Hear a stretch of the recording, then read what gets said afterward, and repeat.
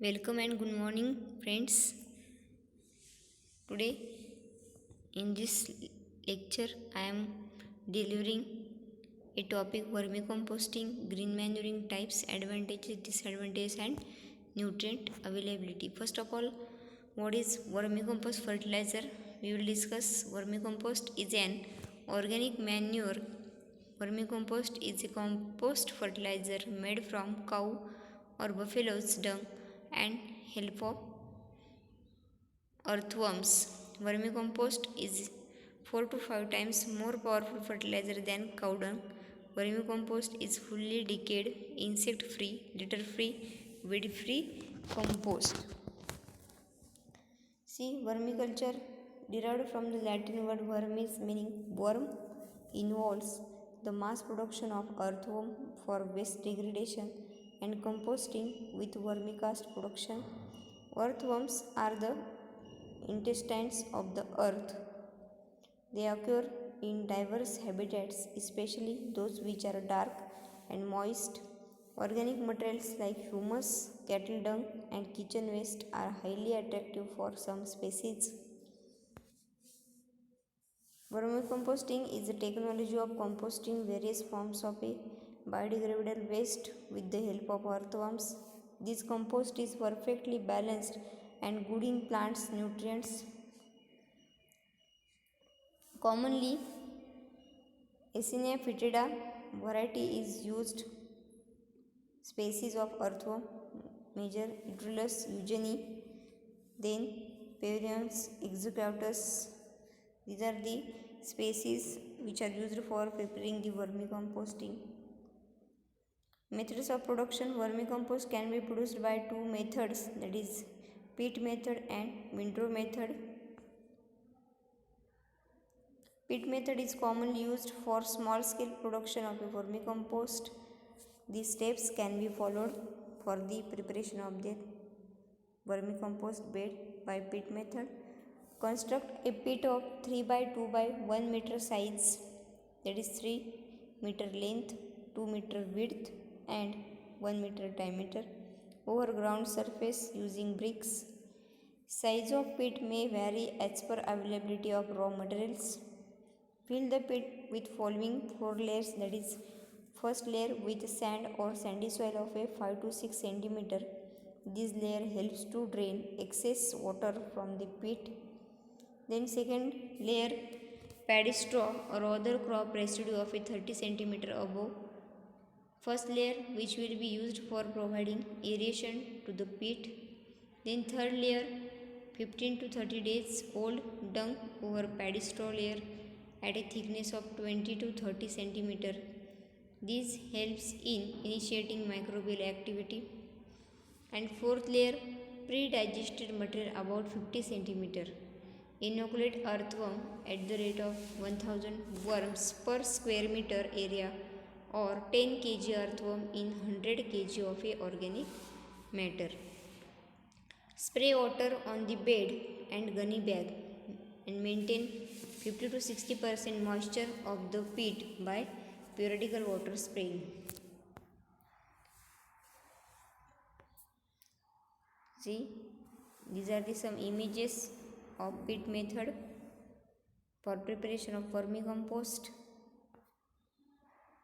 See, benefits of vermicompost. Vermicompost is a nutrient-rich compost which helps in better plant growth and crop yield because it contains different nutrients. It is a rich source of a different nutrients which is beneficial for growing a plant or plant growth and crop yield. It also improves the physical structure of the soil by increasing the porosity of the soil, and then enriches soil and with microorganism. When microbial population is increases in soil, it will effect on the mineralization process, which is useful for the conversion of a organic form of nutrients into inorganic. Then attracts deep burrowing earthworms already present in soil, which indirectly improves fertility of a soil. Then increasing water holding capacity of a soil. When porosity of the soil will be increases, it will also improve the water holding capacity of a soil. Enhances germination, plant growth and crop yield. also improves root growth of plants, enriches soil with plant hormones such as auxins and gibberellic acid. It is helpful in elimination of bio-waste. C. Nutrient element present in vermicompost as in percentage. Organic carbon 9.8 to 13.4% in vermicompost.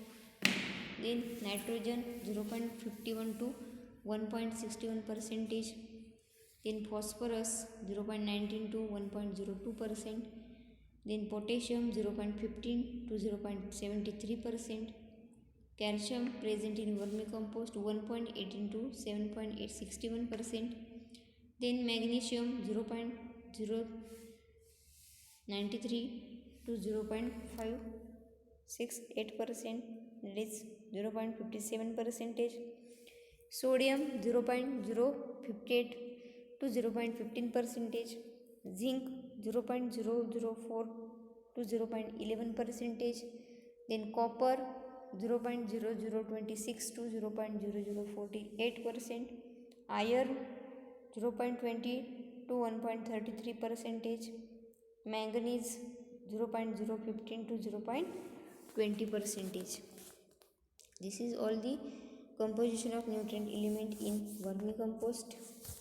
Then next, green manuring can be defined as a practice of plowing or turning of undecomposed green plant tissue into the purpose of improving physical structure as well as fertility of the soil. In my previous YouTube channel, I have already discussed on that types of green manuring. In that, green manuring in situ, green manuring in ex situ. That is, green manuring in situ means in this system, green manuring crops are grown and buried in the same field, which is to be green manure, either as a pure crop or as an intercrop with the main crop. For example, sunhen, dhencha, philipsar, gawar or cluster beans.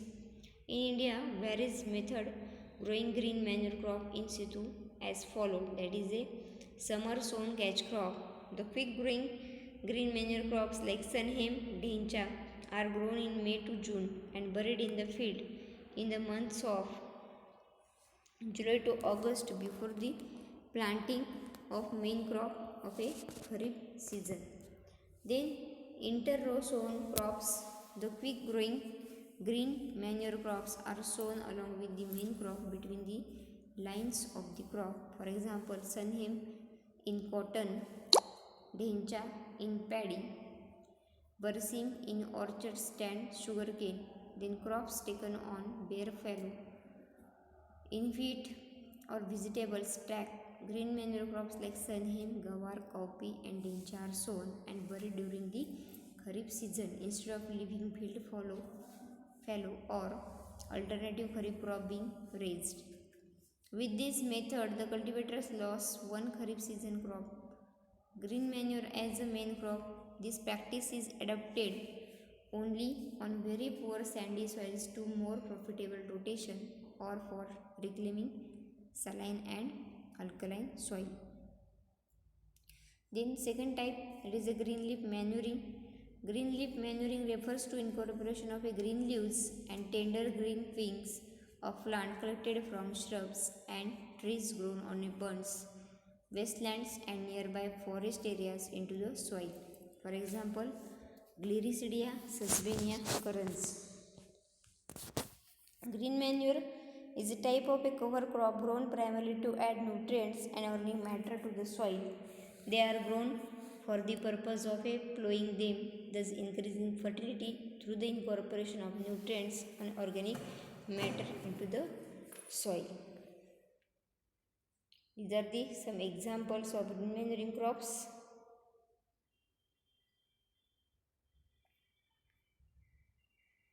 Advantages of green manuring in that it improves the soil fertility, add nutrients and organic matters, improves the soil structure, improves soil aeration, helps to control insect mites, pests, nematodes and diseases, helps to control weed, promotes habitat for natural enemies, increases soil biodiversity by stimulating the growth of beneficial microbes and other soil organisms. Then Likewise, the advantages of green manuring, there are some disadvantages of green manuring. Under that, under rainfed conditions, the germination and growth of succeeding crop may be affected due to depletion of moisture for the growth and decomposition of a green manuring. Green manuring crop inclusive of decomposition period occupies the field list 75 to 80 days, which means a loss of one crop. See limitations of green manuring. The most costly item in green manuring is the seed. Inadequate availability of quality of seeds of a desired species at reduced cost is one of the major problems in the adoption of green manuring practice. The intercropped green manure crops may compete for growth resources with the main crop. See, these are the some green manuring crops and the nutrient content of that. Okay, thank you friends.